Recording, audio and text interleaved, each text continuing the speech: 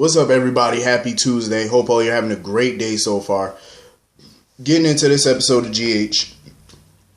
Listen. Brad. How much lower can this man sink? I mean, like, really, how stupid can you be?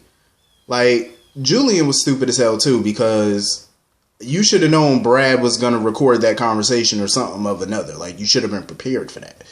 But Brad is a little sneaky little bastard. So he sat there and recorded that whole conversation he had with Julian. And then when Lucas didn't want to hear nothing Brad had to say, he obviously didn't believe Brad when Brad was trying to tell him that Julian was set him up and all that. So, of course, he played the recording for Lucas, trying to throw Julian under the bus. Brad is so stupid, so dumb. I'm like, you really just don't understand that you have no more cards left to play. You have crossed Julian. That was not smart, because Julian at this point could easily throw himself under the bus just to throw you to the wolves. He could easily do that. Because, yeah, Julian has some things to lose. Of course, Julian is going to face the wrath of most of the people in that town. But it would be nothing compared to the wrath that Brad would feel when everybody finds out about what he did with Nell and that whole baby swap. Once that comes out, you're looking at criminal charges. You're looking at losing your medical license or whatever it is you have, your technician license, whatever it is you want to call it. You're going to lose your job. You're going to lose your husband. You're going to lose Wiley. You're going to lose everything. He has way more to lose in this than Julian does. Way more. So it's nothing for Julian to sit there and snitch on you at this point. It's nothing to really stop him from doing it. Even if that means throwing his own self under the bus. Because the impact on him would be far less compared to the impact the backlash you're going to receive. You know what I'm saying? Like, it'd be less. So it was a stupid move on Brad's part. Brad thought he was being a little smart ass by throwing Julian under the bus. That wasn't smart. That was not smart. Not at all. And you continuously sit here and tell these little lies. Continuously. And you know what? The worst it's going to be when the truth come out. Brad is just an idiot. I'm like, how much more can you go low? Like, how farther can you sink? My goodness. Like, this man will do whatever it takes. I can't even call him a man at this point. This boy. He will sink super low just to continue this charade. Like, I just can't wait for the day Lucas finds out the truth and files for divorce and take this little boy for every little penny he got. And God knows he ain't got a whole lot of pennies. But take him for whatever. Listen, whatever little coins he got, take it. Like, seriously. Whatever he got, just take it. I'm pretty sure as a lab technician manager or whatever he is, I'm pretty sure he make a good living, but get you some good alimony, take a vacation on his dime, do what you got to do. You know what I'm saying? Go to a spa, do whatever it is you want to do, and put it on his credit card. That's just, that's just how you do. It's like that Blue Cottrell song, Hit 'em Up Style. That's what you should do. Hit 'em Up Style. That's just what you should do. Take his credit card and melt the plastic off that sucker.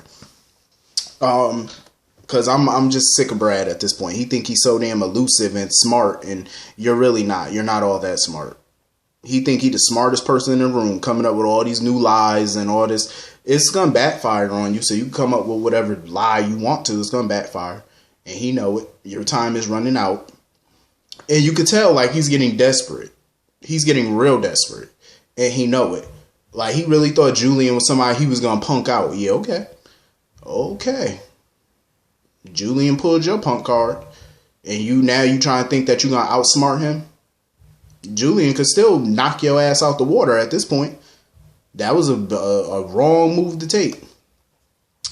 So anyway, moving on from that. I did love the scene with Lucas and Jocelyn, though, when they were talking and stuff like that, and she came to him for advice, but he didn't really have no advice to give her. He was like, you just gotta have to take the punishment. I did love the fact that Jax and Carly were a united front in their punishment with Jocelyn.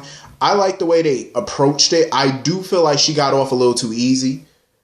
I like that she got punished, but I still feel like it was a little too easy. It was a little too soft. And she was still complaining about the punishment. They took her cell phone. They gave her 2 weeks punishment. They took the locks off her door, off her bedroom door. She has to use her computer in the living room. She can't be in private in her room using it. I thought that was a decent punishment. And the fact is she was still complaining about that. I'm like, if I were you, I would shut up because you're getting off scot-free right about now. You're getting off pretty easily. Listen, when Jax gave her that flip phone. See, this is why I can't stand millennials. Jax gave her that flip phone. She looked at that flip phone like, what the hell is this? Listen, little girl.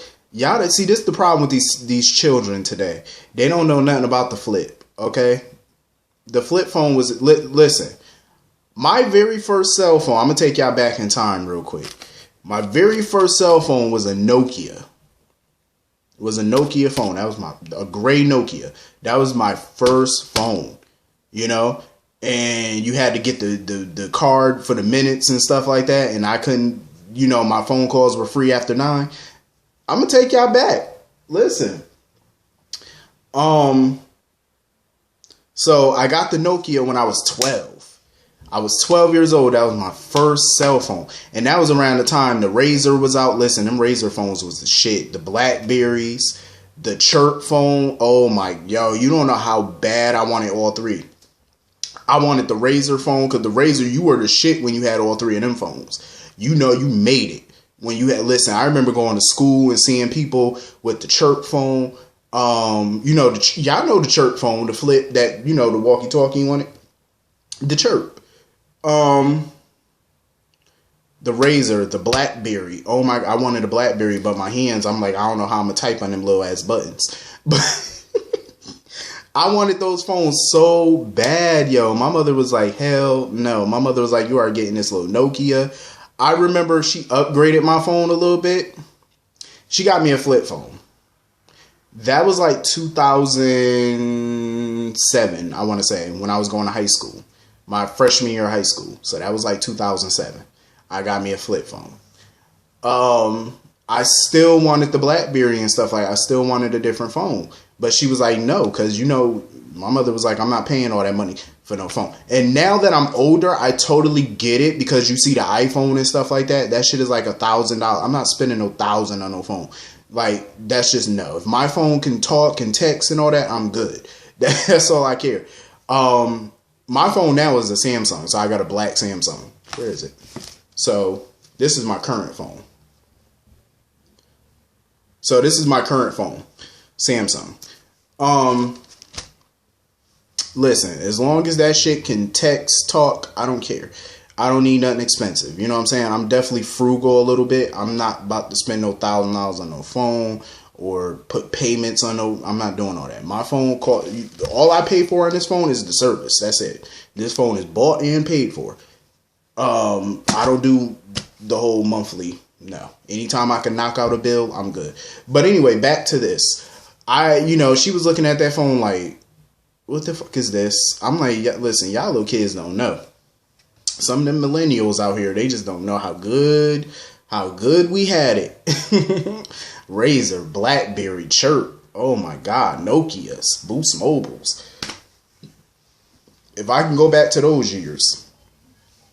But anyway, like I said, she got off pretty easy compared to some because drinking, being drunk, like Jax brought up a lot of good points. Like you could have fell overboard and drowned. Like anything could have happened. You know what I'm saying? So I do feel like she got off a little bit easy. I would have gave her at least a solid month. I would have gave her a month in terms of punishment, in terms of grounding. She would have got at least a month. But I love how they handled it. I feel like they handled it correctly. They handled it right. But it was kind of funny though how Carly was telling Jax how, now all of a sudden she's okay. She thinks that Jocelyn should spend half the week with her, half the week with him. And, obviously Jax can't do that right now because he has Nicholas at his house. So now is the worst time to have Jocelyn come stay with him. And Carly was like, oh, we should do like counseling, you know. Jax felt like they should get a professional because he was coming up with excuses as to why now is not the right time for Jocelyn to come stay with him. And you could tell by the look on Carly's face, she was not buying his excuses. The way she was squinting her eyes at him and stuff. She wasn't buying what he was selling. And you could see it all over her face. She knew he was lying about something or he was up to something. She knew. Like, come on now. She's been married to this man for 6 years. She know Jax pretty well. And mind you, for weeks, he was protesting for Jocelyn to come stay with him. Now, all of a sudden, you're pulling back on that. She know he up to something. He got something else going on. But she ain't want to press for now. But you know she will. Because you know how Carly is. When she get the inkling that you're lying about something, she will latch on like a leech. I'm telling you, she will be on you. But yeah, I like how they handled that little situation. I thought that was dope. So anyway, moving on from that.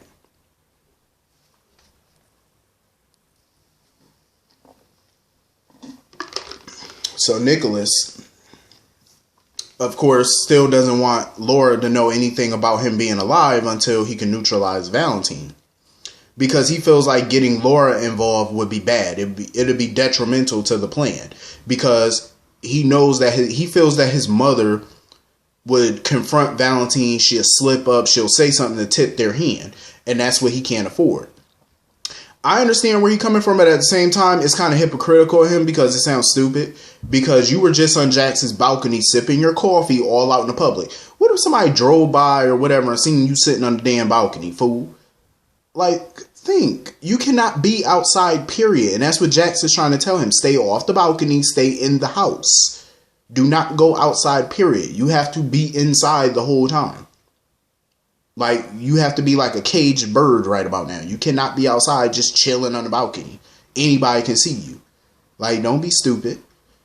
Like, seriously, how you gonna sit there talking about your mama tipping y'all hand when you sitting on the damn balcony drinking your coffee, just taking in the day's air like a fool when you supposed to be incognito? Sit your ass in there and shut up and look at the computer and watch some YouTube or something. Hell, watch me on YouTube. You know what I'm saying? Like, what is you doing? Nicholas, come on now, be smarter than that. Stefan taught you better. So anyway, he about to get caught though, because I don't know how he think he gonna get out this mess. Because Laura, sure enough, showed up to Jack's house knocking on the door. I was like, you better get away from that door and go sit down and not make no noise. I'm just saying, go duck under the couch somewhere. So anyway, moving on from that. What else happened? Elizabeth. I'm not mad at Elizabeth. Elizabeth refuses to give up hope that Franco would come back. Like when Franco was up in there, Drew, flash drive, Drew, whatever, basically was in there to say his goodbyes. He felt like, now was the time to leave town. Him and Kim are planning on leaving tomorrow. And he just wanted to give his farewells to Elizabeth. And Elizabeth, she was trying to pull out all the stops to keep him there, or to at least try and bring Franco out one last time by getting her kiss and talking to him and trying to get Franco to come out. But Flash Drive Drew was like, well, Franco not there no more. I don't believe that, because we both know that he has Drew's memories, but Franco's memories are still in there too. Franco himself is still in there. It's just hard to get him out. But I do agree with Elizabeth. Elizabeth has done all she can to get Franco to come back. But now it's time for inner Franco to fight harder to get out. You know how, you're just trapped inside his own body at this point. And maybe he is fighting to get out. Who knows? But for right now, ain't nothing much Liz can do. I think another way for her to keep him in town is to file for divorce. If you file for divorce and keep the process going a little bit, drag out a divorce, that can possibly keep him in town too. Like I said, if Elizabeth was smart, she'll pretend like she filing for divorce and get him to sign papers that he think are divorce papers, but really consent forms. You know what I'm saying? Do what you got to do. Pull out all the stops. I felt bad for Cameron though. When he stormed out the house and all that. He just couldn't take it. And I feel bad for him. That kid has been through a lot. And I know it took a lot for him over the last few months to, break those walls down that he had built up, to protect himself, to finally give in and like Franco, or for Franco to just vanish now. So I feel bad for him. I feel bad for all of them. I wouldn't, honestly, to be honest, I wouldn't blame Elizabeth if she slapped the dog piss out of Kim, because I'm like, first of all, why are you showing up to her house? Ain't nothing y'all need to talk about. Get on up out of her house. Like, seriously. But I like the fact that Scott, Elizabeth might not have any more cards left to play, but Scott was like, I'm not, no. When she called him to tell him that Franco was going to say his goodbyes to him, Scott was like, shit, not if I can't help it. He was like, over my dead body. See, that's what I like. Scott ain't letting this go. He don't care. He willing to do whatever it takes. Like, he even went to his worst enemy for help. And you know how much that, pissed him off, because he definitely didn't want to go to Sonny of all people for help. But, that's how desperate he is to save his son. But hopefully, he got another card left to play. Hopefully, he can do something about it. So anyway, Ava. Ava's up in there looking a mess, but she still look good. Good mess. I'm just happy that she has a support system. She got Laura, she got Scott, she got Julian. She's not alone in this. You know what I'm saying? Which is a good thing. Especially with all the crap she done pulled up in that town over the years. So I'm surprised she got a little support system, but I'm happy that she does. Because she can't go through all of that alone. Of course, she's still sticking to her story at first that Nicholas was alive and all that, but of course nobody believed her. So now she's starting to second guess her own, mental state and starting to think that she's seeing things and her eyes are playing tricks on her, especially with that crazy ass dream she had. She even had Julian checking under her bed and stuff. Like, that was a nice scene though. I'm glad Julian's there for her. And, even though her and Julian, have had their battles with each other off and on over the years, when the chips are down, they come together. They rally around each other, to have each other's back, even when they pull stunts against each other. And I love that, It kind of reminds me of Tracy and Alan, so to speak. The stuff that the shenanigans they used to pull.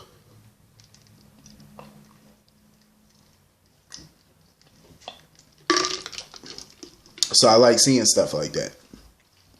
Like, no matter how bad the beef is, y'all still come together, which I think is pretty dope.